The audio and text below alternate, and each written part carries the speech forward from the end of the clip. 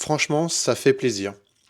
Hier, j'ai revu un ancien de chez Apresta.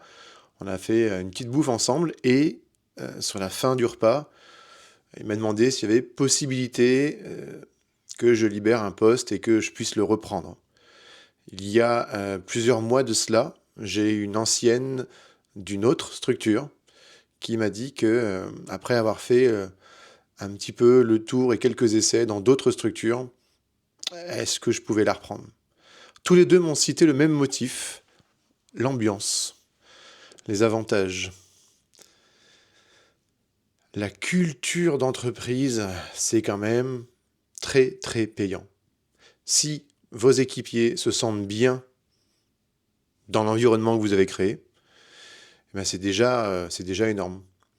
Ça veut dire que si les lieux sont agréables, si l'équipe elle-même est agréable, si les gens s'entendent bien, si la dynamique est bonne, s'il y a des rigolades, s'il y a des bons moments, eh bien, normalement, vous n'avez pas trop à vous inquiéter du départ de vos équipiers. En tout cas, en très grande majorité, les gens restent là où ils sont bien. Mais ça ne se passe pas toujours comme ça. Pourquoi? Parce que euh, on a aussi besoin d'aller voir ce qu'il se fait à côté. On a besoin d'être rassuré et on a besoin de pouvoir comparer. Donc forcément que à un moment donné, les gens veulent essayer autre chose et c'est complètement normal. C'est d'ailleurs une bonne chose pour l'entreprise, ça permet de faire un petit peu évoluer les mentalités, ça permet d'amener des nouvelles têtes, des nouvelles personnes, des nouvelles inspirations aussi. Mais en tant que patron, je peux vous dire que c'est une vraie fierté de, d'avoir des personnes qui me disent qu'elles ont non seulement apprécié, mais qu'en plus elles aimeraient renouveler l'expérience. Quand je vous le dis, je veux aussi insister sur le fait que chez nous, ce n'est jamais une question de rémunération. Parce que notre point faible, qu'il l'était il y a encore plus quelques années, qui tend tout doucement à le devenir de moins en moins, mais ça reste encore un point faible, c'est la rémunération.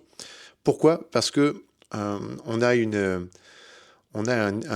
comment est-ce qu'on appelle ça? On a une redistribution très équilibrée entre tout le monde.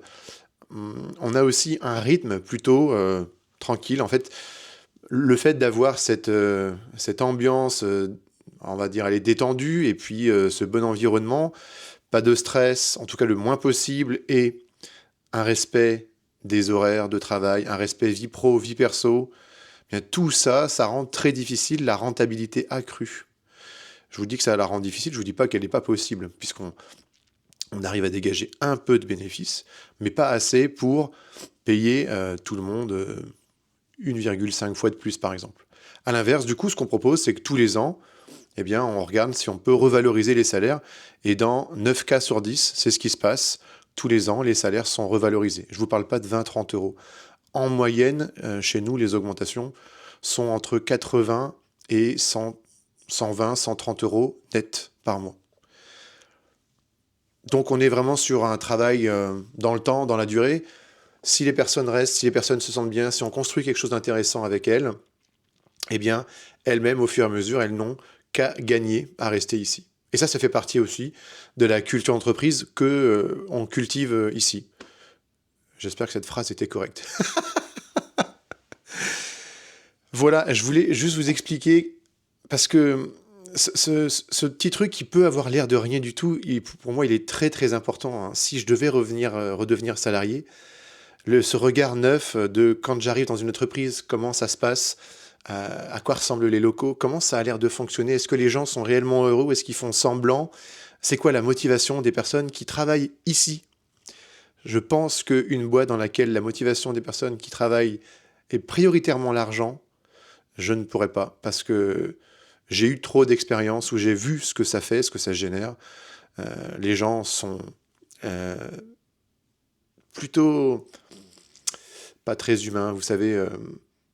D'abord l'argent, donc les performances, travailler plutôt seul dans son coin, attendre soi-même sa propre augmentation, pardon, sans se soucier des autres, du reste de travail de groupe, de l'équipe, de la bonne santé des uns et des autres, détruire sa propre santé pour passer beaucoup trop de temps au travail, tout ce que, tout ce que j'aime pas et tout ce que j'essaye tout ce qu'on essaye, parce que c'est pas un travail personnel, c'est vraiment un travail collectif, tout ce qu'on essaye de mettre en place ici, au sein du groupe Tertium.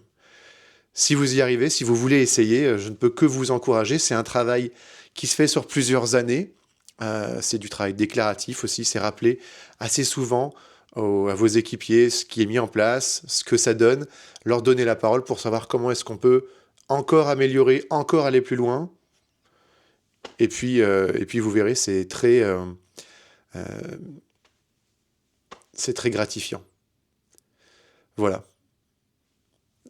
Et du coup, je suis content.